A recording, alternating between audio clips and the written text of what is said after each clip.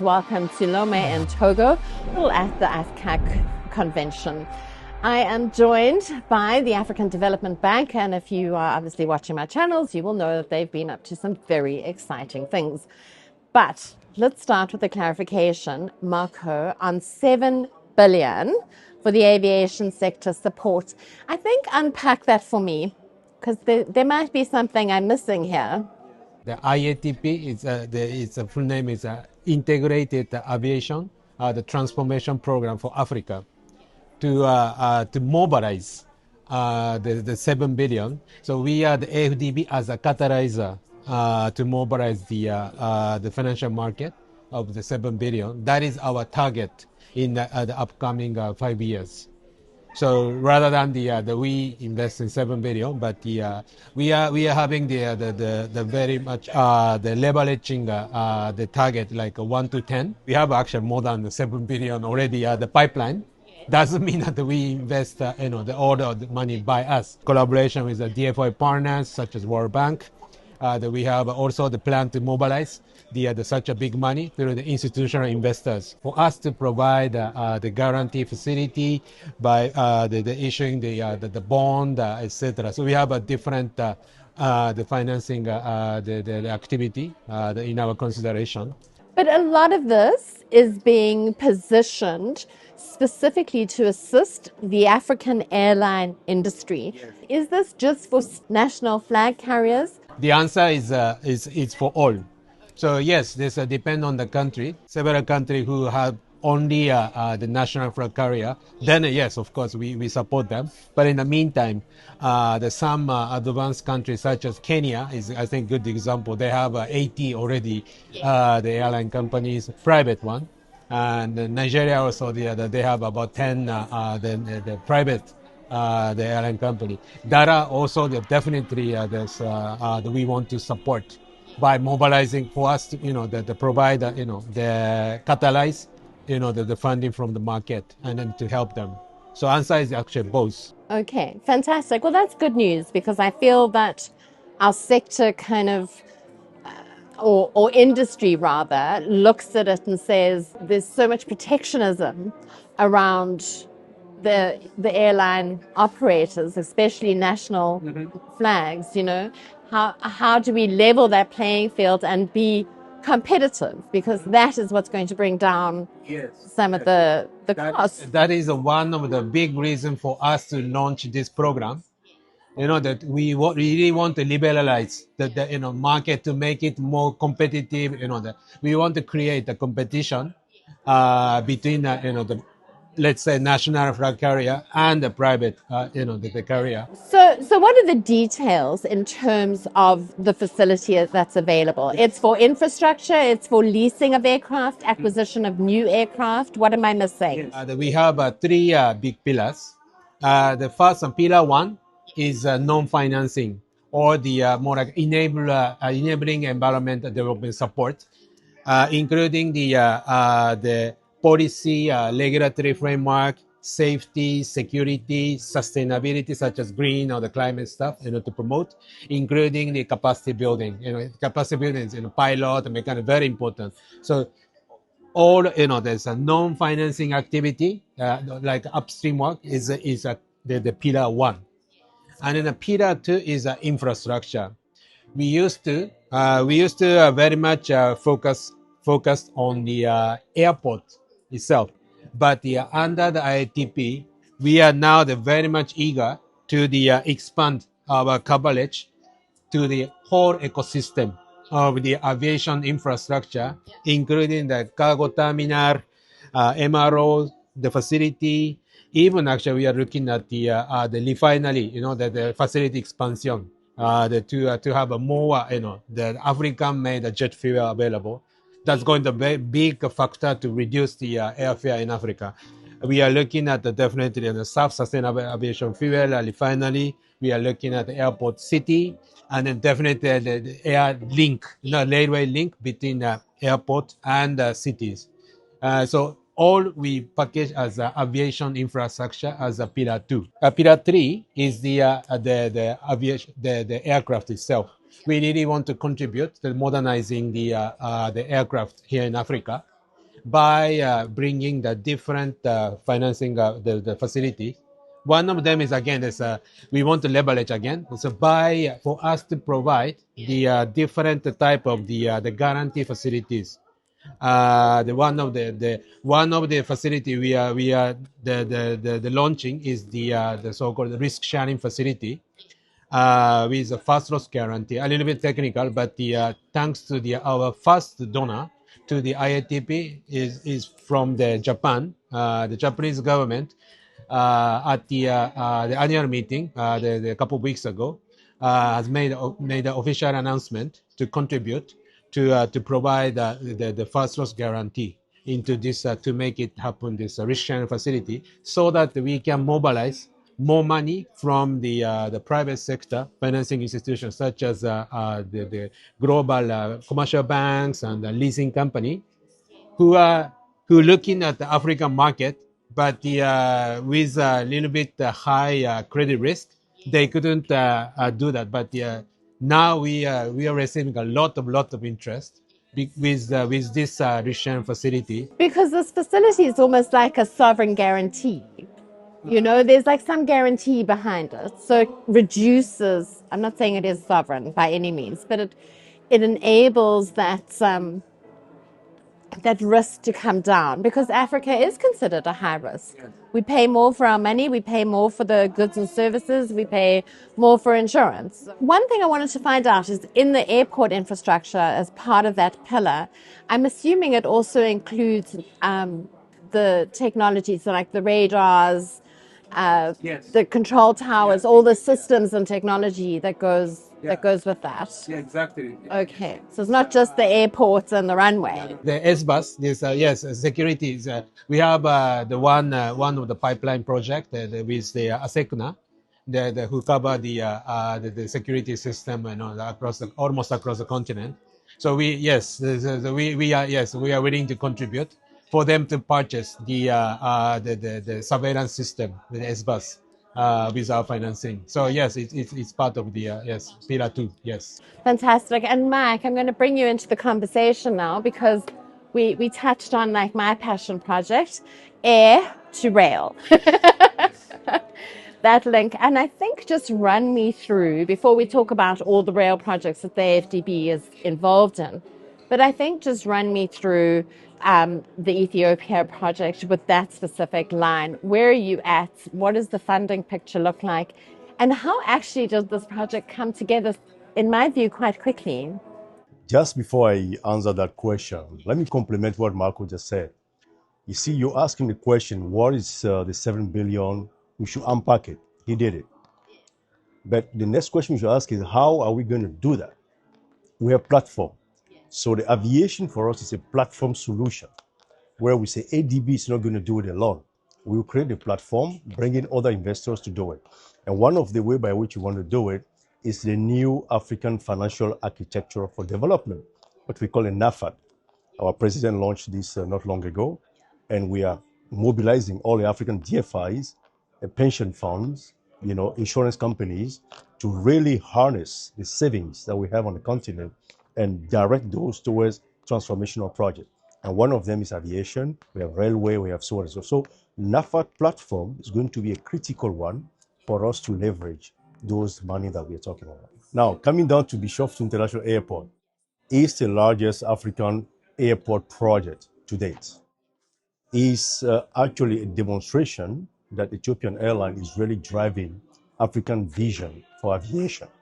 So this program, estimated now about 12.5 billion, is going to transform aviation landscape. So you were saying that it's too fast? Yes, because they cannot wait. The current Bole Airport has reached capacity, so they have to move fast. And that's what the government of Ethiopia is moving very fast. And we, as ADB, is accompanying them. As you know, we are the mandated lead arranger. We need to help mobilize the 8.5 billion out of the 12.5 billion because the difference is their own equity contribution. The rest is debt. So we are playing that role to mobilize the 8.5 billion to bring in all the willing financiers. And we've already been talking with a lot of them. And this is what we call, a private sector finance operation, a project finance. The government is not putting anything, neither a guarantee. It's a standalone project that will be financed on the merit of the economics of the project. It's a very viable project because of the role that Addis is playing as a platform, continental platform for transit and also intercontinental flight and so on. So it's very important that we support this aviation project, and the bank is playing a leading role, mobilizing the DFIs, ECAs, from the US to Europe, in Asia, African DFIs. We're mobilizing everyone to come together and help to build this airport. Connectivity is very important because this airport is about 25 kilometers or so from Addis Ababa. And you need that seamless connectivity between the current one, Bole, and the new one, Bishoftu, to create an airport system that will allow Ethiopia to augment its infrastructure, offer. So the rail connectivity will help to move passengers from Bole to Bishoftu and vice versa.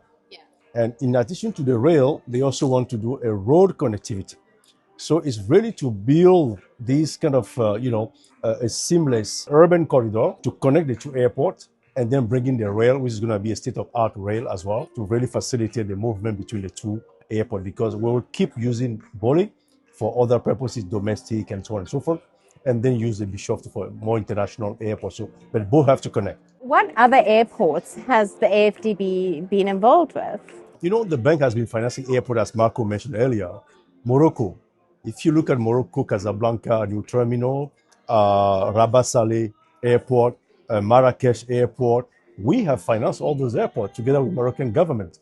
So these are state-of-art airports that's really helping Morocco to achieve its economic objective, particularly for tourism and businesses and so on.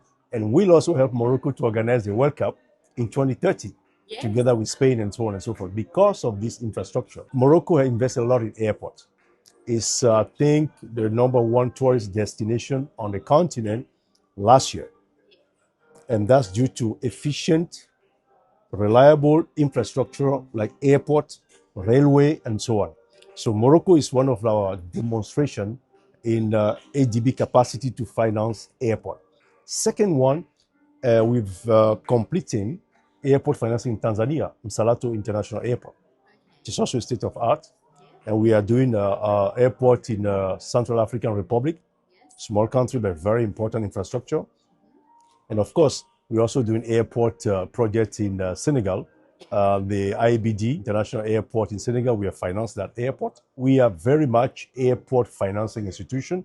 The latest one is in Uganda to help Entebbe Airport have another, airport to create that kind of a system of airports. So we do a lot of airports, but what we want to do more of now is the cargo facilities and modernize our airports.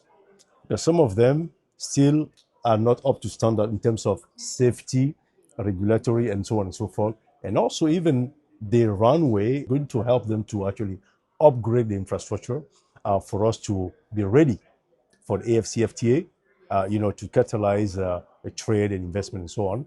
So the problem with ACFTA is that we need the seventh, for cargo, it's the seventh freedom rights. Yes. Which means we need to have SAATM kind of sorted. Exactly.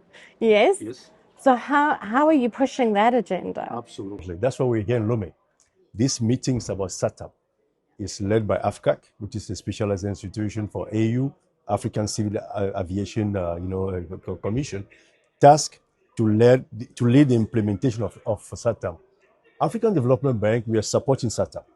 We provided some technical, assistance to help them drive their program, because we believe so much in air transport liberalization, single African transport market, and also all the regulatory reforms that need to be done in the airport. We have a direct support to SAATM to implement the YD, the liberalization process.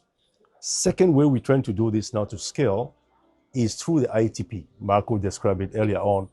The first pillar is about liberalization, regulatory reforms, capacity, and so on and so forth.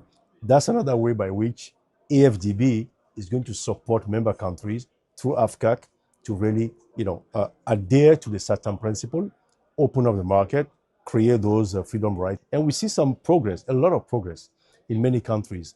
And then you could see that, you have a champion on SAATM, which is the head of state of Togo, who actually graciously opened this summit here, and also joined by President of Rwanda. So I think there's a lot of momentum in Africa to really support the liberalization of air transport, which is critical to achieve the African free trade area as well.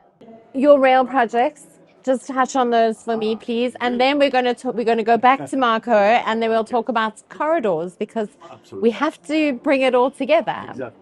Well, the railway is so important to Africa, right? Today we have a very low multimodal index in Africa, the lowest on all continents. Most of our passengers and cargo travel on the road, almost 90% or so. So only 10% is multimodal. So therefore, it's very important to not only address the air connectivity, but also the rail connectivity. So Algeria has a huge railway connectivity program from Alger all the way to the border close to Niger. So we have done, it's 1.2 billion program that ADB is going to finance. We've done phase 1 last year, and we're doing phase 2 this year. Morocco, we have done a lot of railway projects. Even this year, we are supporting Morocco as well to extend their high-speed railway network, right?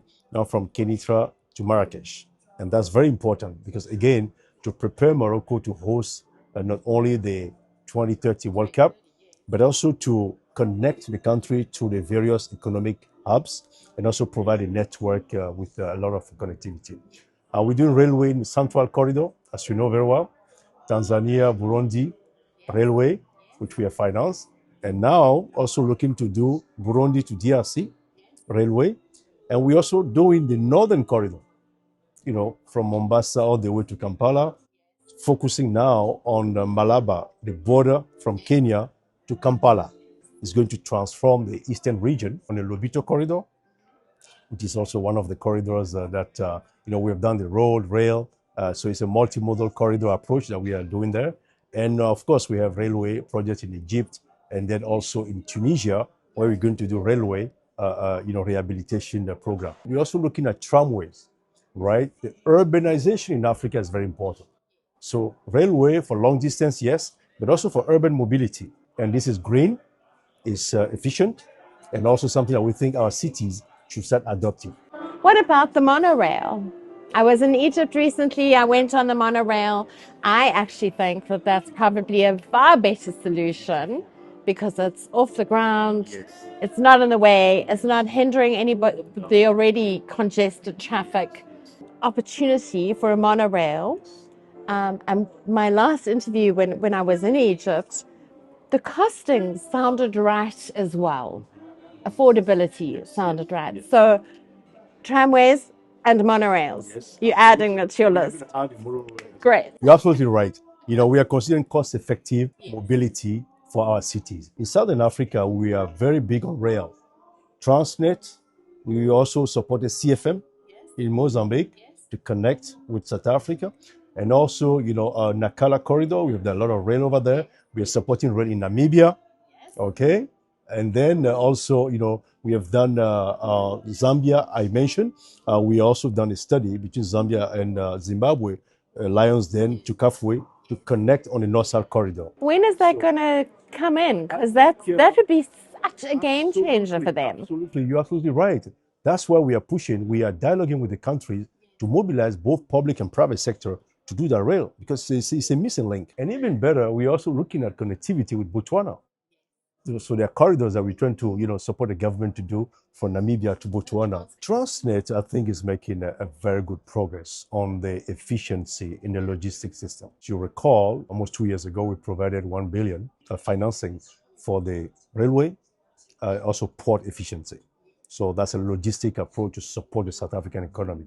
They've done very well moving ahead with those. Also the open access. This is aiming to finance the open access program. And I see that open access is now becoming, I don't want to use the word commonplace because that's inaccurate, but I see Mozambique is now doing it. Tazara line has always had it. And I see it's really, on the agenda. We need to sweat the asset, as they say. That's how we make the investment viable, economically viable and financially viable. The government may finance infrastructure, but the operationalization of it and running, those cargo is best led by private sector. And the more, the better. And that help efficiency, gains, scale, and also bring down the cost of logistics and so on. So that's why we support the open access whatever we can. We try to dialogue and promote this open access. Marco, I want to talk about corridors because I believe that we have to have a multimodal approach to our transport as we have spoken about. Because if we look at what's happening in Africa and we look at the amount of money that's now being spent in our border crossings for road, we can definitely say rail is not working. Okay. The more trucks going through means rail's not working, which means we are completely off balance from an intermodal perspective. How are we going to find that balance, bring in a complete holistic corridor environment that takes into account the best mode of transport for the goods being moved, which is equally important to the actual infrastructure? So that's the first part of my question. The second part of my question is, it's not just the corridor, it's all the infrastructure around it, which I think has an immense value stream benefit for the people around it. Because you need power, which means you'll develop the cities, which means you'll put in jobs, you'll put in factories, you'll industrialize. There's so much. How do we actually impart that message to get it seen? Of course, railway is one of the top priority of our focus. But in the meantime, the what Mike mentioned that our approach is a multimodal, the transport, the arrangement, which include the road, railway, and then actually this airport, the aviation, which is directly linked to this IATP. And then on top of that, we also are supporting the inland water. That is also very important. So the idea is, to develop, of course, depending on the location, but where is necessary, we want to there's a mix between all these kind of transport modality to integrate as a one solution. And then again, there's let me emphasize the linkage, direct linkage to the IATP. One of the example that that we're looking at the multimodal approach is Kenya. Picking up the example of the Mombasa, we do already invested in the road infrastructure, port. Railway is a different part, but now we want to link with the aviation. So we looking at the airline of let's say cargo airlines connecting with the landlocked countries. With the Mombasa. Mombasa can be the big air sea hub. That is the very important, so that that we can connect the goods from coming from the landlocked countries to the Mombasa, and then depend on the commodity we can ship to by sea, or the some perishable, etc. We can still ship by by air. So we may want to develop a different this strategic the logistic hubs in a different location, so that we can complete all the different type of the multi modal transport. We have conducted a study for what we call from road to rail. So as we mentioned earlier, 90% of what we are moving is moving through the road. So we want to shift the burden from our road to the rail, because we not only are we providing the logistic offer, but we're also looking at it to preserve our roads, because the more you use the roads with the heavy trucks, the quicker our road is going to be depleted. And you'll be spending more. We're going to be spending more on building roads, and so on and so forth. And I looked at your recent report, and you definitely spent more on roads than you did on rail. Absolutely. And we want to shift that. So that study was very instrumental, which we did with the support of government of Spain, together with Central Corridor. And it's a study that we're going to use, the conclusion of the study, to promote corridor approach, to promote a multimodal approach. And we believe that's the way to go. Whilst I'm sitting here, and we're sitting in Lomé in Togo, where's the railway investment? You will be pleasantly surprised about what I'm going to tell you. The Togolese government have a program, a railway program, to connect the port of Lomé to Burkina Faso straight with the railway and also the highway. So for the moment, they are pursuing the highway, but the railway is coming. It's a very, very transformational project. And we have been approached as a bank to discuss this multimodal corridor. You know, here you see, it's a multimodal corridor in action with Togo. So Togo has that plan because the hinterland needs that kind of infrastructure. The port is one of the most efficient ports on the continent. It's a good port for Burkina Faso, Niger and Mali, and we need to offer that kind of high-speed connectivity to move the good there at a low cost and quicker. So the railway is here, is coming. It's coming. Wonderful. You have an event coming up soon. When is it? Our African Transport Forum, third edition, and this time is going to be fantastic. So I'm sure you're going to be there and then help us mobilize and then get interesting conversation going on. Now, aviation is coming on top, railway, corridor approach, and also linking to industrialization. Because, is how do we leverage logistic infrastructure investment to catalyze African industrialization and integration? That's going to be the topic. We are not just looking at the corridor as a transport corridor, but actually from this year, our this regional corridor development initiative was upgraded as a bank's special. We call it the special initiative, and to make our transport corridor to economic corridor. So we do have, as he mentioned, that we call it the special development initiative. And then linking to Lomé here, actually we are now developing one of the largest corridors that we are doing, which is called the Abidjan Lagos corridor, which is 1,028 kilometers connecting all the Western African 5 countries. We are finally moving to the financing phase. So we are very much willing to disseminate at the ATF on our progress of this Abidjan Lagos corridor. Included Togo is one of the key countries for that. So this is exactly one of the good example for us to be able to make the just transport corridor to the economic corridor by adding the industrialization aspect on top of the infrastructure. So you will see. And on that note, thank you very much for joining me for this impromptu coffee with the editor.